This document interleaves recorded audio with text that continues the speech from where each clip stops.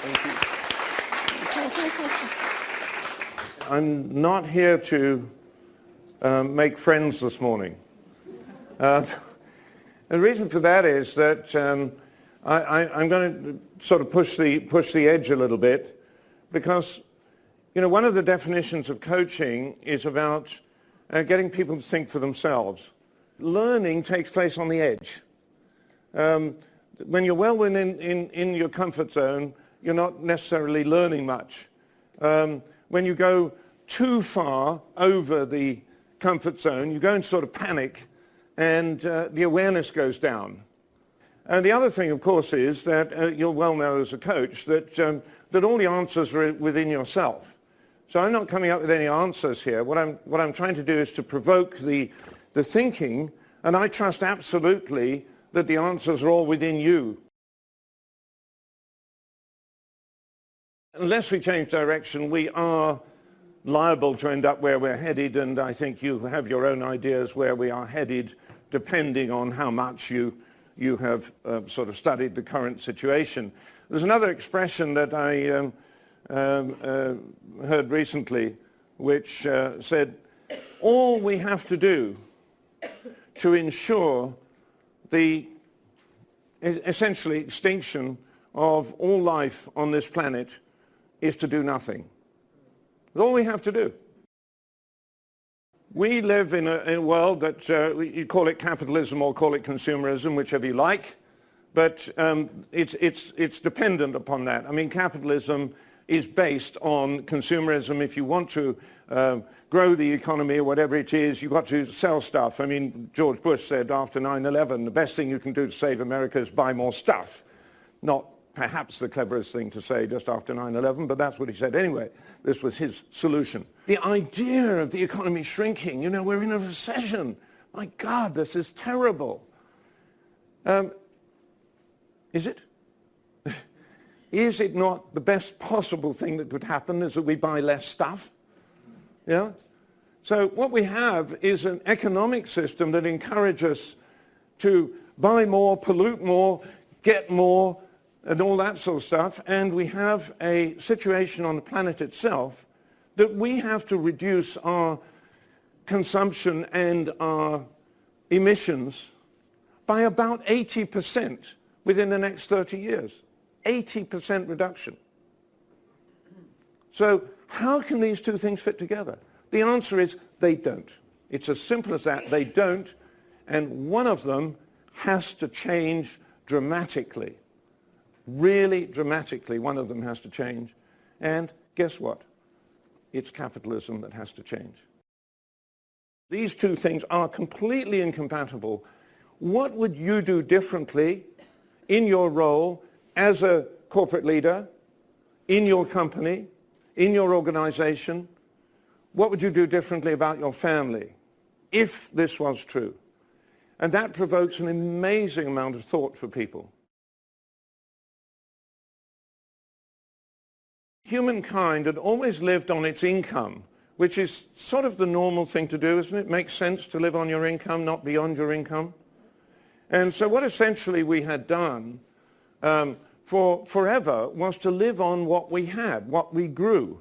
First of all, what grew naturally, and then we learned a little bit about agriculture, and therefore we could grow a little bit more produce, and so we ate better, and so on and so forth. But we were very much dependent on what was available at the time in terms of plants and animals that we use for food, and so on and so forth. Imagine if you were a family and you had lived on your income for many, many generations had lived on their income. And then one of the family suddenly decided, hey, you know that nest egg we've got for the family in case of a bad day? Let's raid the bank and take the nest egg out. And that nest egg was supplied by the sun. Millions and millions of years of the sun provided us with oil and coal. And that is stored in the bank. And we suddenly decided, let's raid the bank. And what happened when we raided the bank with the Industrial Revolution is everything went completely out of balance.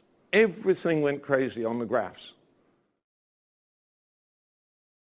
We had this extraordinary idea growing out of that we could engineer in the early stages, we could engineer our way to utopia. That led to cars and airplanes and so on and so forth.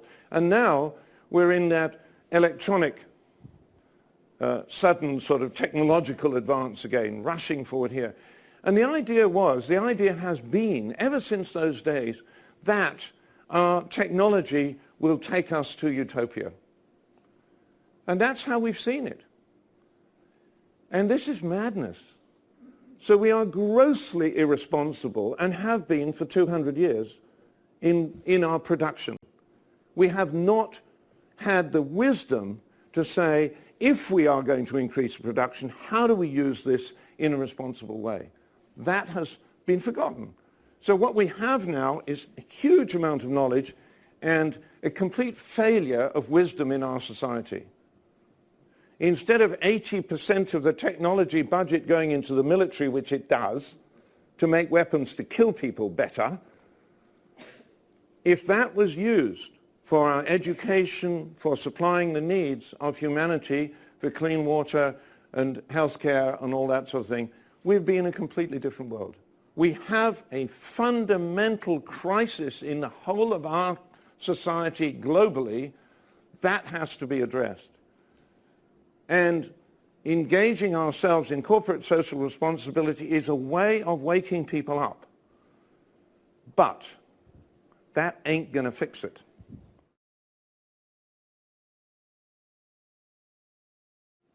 Since time immemorial, the structure of our societies, except I would say there's some indigenous societies which were much more, shall we say, egalitarian, but in our main societies in our world, as far as we know, there has been very much of a hierarchy, and whether it's been emperors or presidents or generals or cardinals or popes, or in all those sectors, it's been a hierarchical system. When you submit to a hierarchy, it's quite a primitive state, shall we put it that way.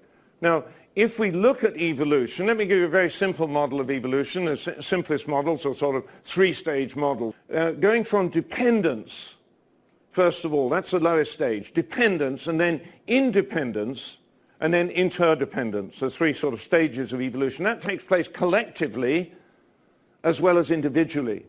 So at a certain stage in our lives, we're dependent.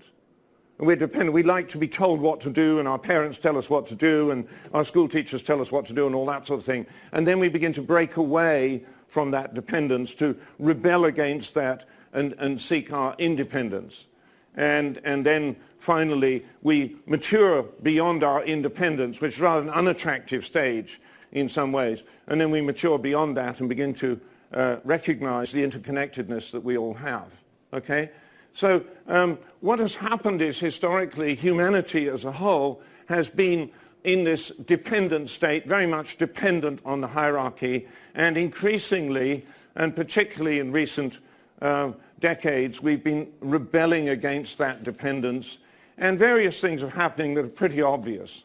And that is, there is a decline in leadership. There's a decline in the respect for leadership.